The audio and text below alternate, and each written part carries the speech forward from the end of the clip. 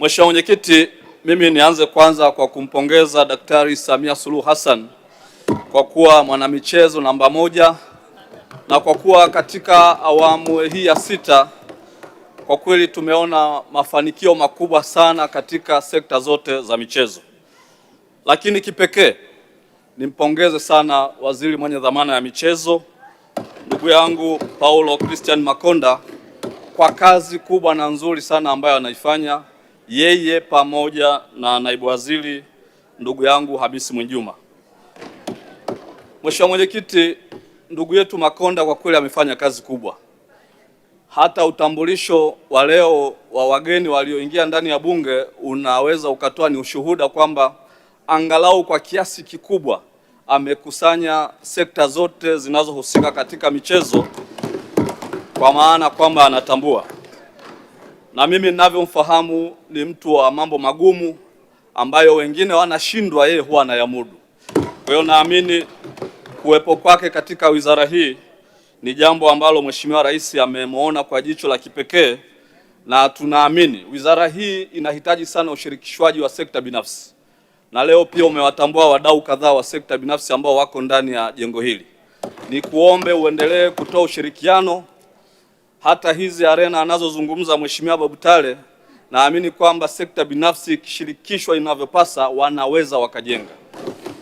Lakini sambamba na hilo kuna wenzetu wa sanaa, hasa hizi za uchongaji wa vinyago, ususi na kadhalika. Natamani na wenyewe mwakani tuwaone wakiwa humu ndani, na hata wale wasukuma wanaocheza michezo ile ya kuchezea chatu, sio vibaya na wenyewe pia mkawakumbuka. Mheshimiwa Mwenyekiti, naomba nielekeza kwenye mashindano ya AFCON kwa mwaka wa 2027.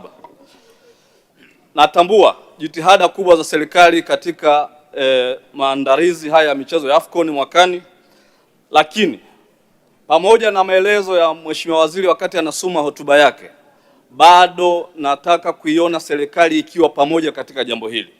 Jambo hili sio la Wizara ya Michezo pekee. Jambo hili linaihusu serikali yote kwa ujumla wake. Natambua Mheshimiwa Waziri Mkuu ofisi yake ndio inayoratibu, lakini ningetamani kuona kwenye kila wizara tutakayopitisha bajeti yake hapa, angalau kwa kiwango fulani tuone component inayotaja AFCON. Haitapendeza huko mbele ya safari wizara zikianza kuambiwa ziwajibike pale, watasema hawana kifungu.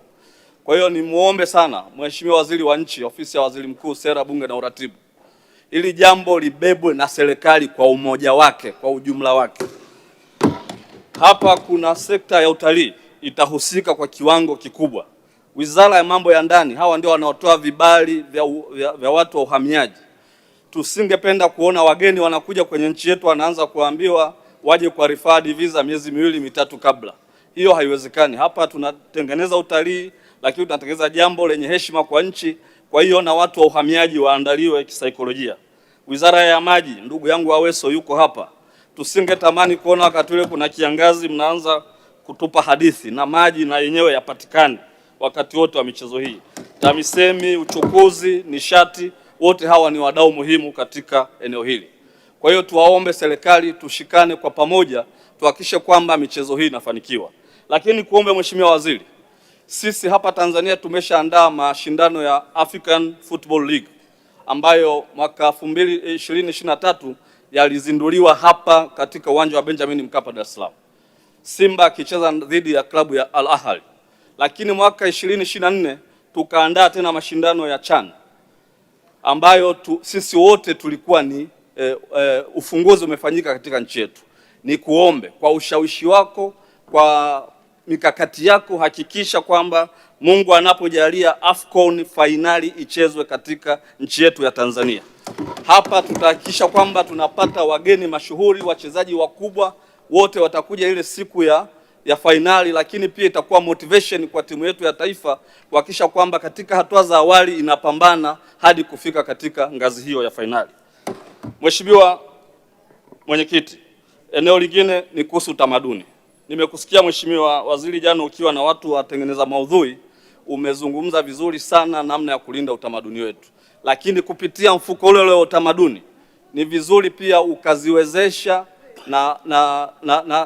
na media zetu kama Azam, TBC, Channel 10 na zenyewe pia ziweze kununua maudhui ya hawa wasanii ambao wanayatengeneza. Tumeona watengeneza filamu tumewawekea kwenye mfuko wa filamu, wanaweza wakapata fedha kwa ajili ya kukopeshwa kutengeneza maudhui. Wakisha tengeneza haya maudhui wanamuuzia nani? Sasa hivi soko limejifunga, mnunuzi ni mmoja peke yake. Kwa hiyo ni busara pia tuwezeshe hivi vyombo vingine vya habari viweze kushindana katika kununua maudhui ili watu hawa waweze kupata pesa ya kutosha. Mheshimiwa Mwenyekiti, jana kulikuwa na mechi ya ligi kuu ya soka Tanzania bara.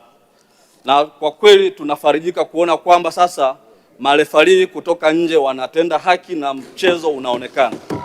Yale mambo ya mbeleko hayapo. Jana limefungwa goli bora kabisa ambalo kama sio Azam TV kuwepo hewani, sijui kama miaka ijayo tungewezaje kushuhudia goli la kisasa namna ile. Kwa hiyo niombe taarifa market. Mheshimiwa Shangazi, kuna taarifa kutoka kwa Mheshimiwa Joseph Msukuma. Nampongeza sana mzungumzaji, anazungumza vizuri, lakini nilitaka kumwambia kwa faida ya wengi aende akaangalie kwenye televisheni leo mchana akiwa amepumzika vizuri. Lile goli analolisema bora ni clear offside. Asante. Mheshimiwa Shangazi, unaipokea taarifa hiyo? Mheshimiwa Mwenyekiti, taarifa hiyo naipokea na ndio maana ninawapongeza Azam TV kwa sababu lile goli lingefungwa bila kuwepo kwa TV, hata Msukuma sijui siku za mbeleni angekuja nini kuwahadisia wananchi wake. Lakini Mheshimiwa Mwenyekiti, niombe sana, tumekuwa na utamaduni wa kutoa uraia kwa watu ambao hawana sifa. Lakini huyu aliyefunga goli jana, kwanza anajua kuongea Kiswahili vizuri. Ameshaisaidia Simba kwenda robo finali mara 2 kupitia miguu yake. Hawa ndio aina ya watu ambao wanapaswa kupewa uraia wa heshima katika taifa letu. Sio tunawapa uraia watu ambao kiingia dakika 5 amecheza faulu anatolewa nje. Taarifa Mwenyekiti. Asante Mwenyekiti, naunga mkono. Taarifa Mwenyekiti.